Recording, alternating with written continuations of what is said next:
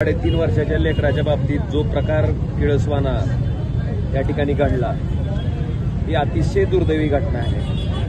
मला वाटतं आपल्या सगळ्यांनाच त्या वयाच्या मुली आहेत आणि अशा परिस्थितीमध्ये ही घटना घडल्याच्या नंतर जे पोलिसांनी प्रोएक्टिव्हली करणं अपेक्षित होतं, ताबडतोब गुन्हा नोंद करून त्या ठिकाणी त्या आरोपीला त्या नराधमाला अटक करणं, ताबडतोब त्याच्यावर स्ट्रिक्ट ऍक्शन घेणं, मला वाटतंय तशा प्रकारची ऍक्शन न घेता कुठल्याही प्रकारचा गुन्हा त्या ठिकाणी दाखल करून घेतला गेला नाही।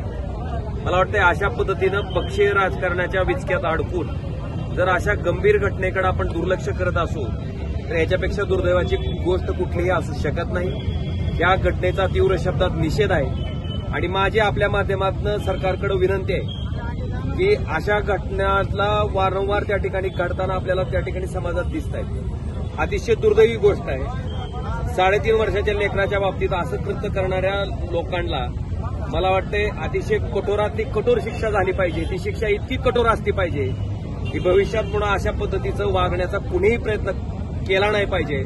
अशा प्रकारची शिक्षेची तरतूद मला वाटते अशा आरोपींना असणं गरजेचं आहे आणि सरकार नावाच्या यंत्रणेनं कोणी कुठं का असेना अशा नीच कृत्यामध्ये जर एखादा माणूस त्या ठिकाणी अडकला असेल, एखादी संस्था अडकली असेल, मला वाटतं तिथं त्यांचं पाठीराखापणा करण्यापेक्षा त्यांच्यावर स्ट्रिक्ट ऍक्शन घेऊन त्यांच्यावर कारवाई करणं अपेक्षित होतं, जे की त्या ठिकाणी केलं गेलं नाही। मग जनतेचा प्रक्षोभ झाला, लोक चिडली, कारण शेवटी माणसं सहन करायची एक मर्यादा असते आणि सहन करायची मर्यादा संपल्याच्या नंतर कोणीही त्या ठिकाणी ऐकत नसतंय। मला वाटतंय ह्याच्यापासून शहाणपण घेऊन तरी तातडीनं अशा गुन्ह्यासाठी कठोरातली कठोर शिक्षेची तरतूद सरकारनं त्या ठिकाणी करावी।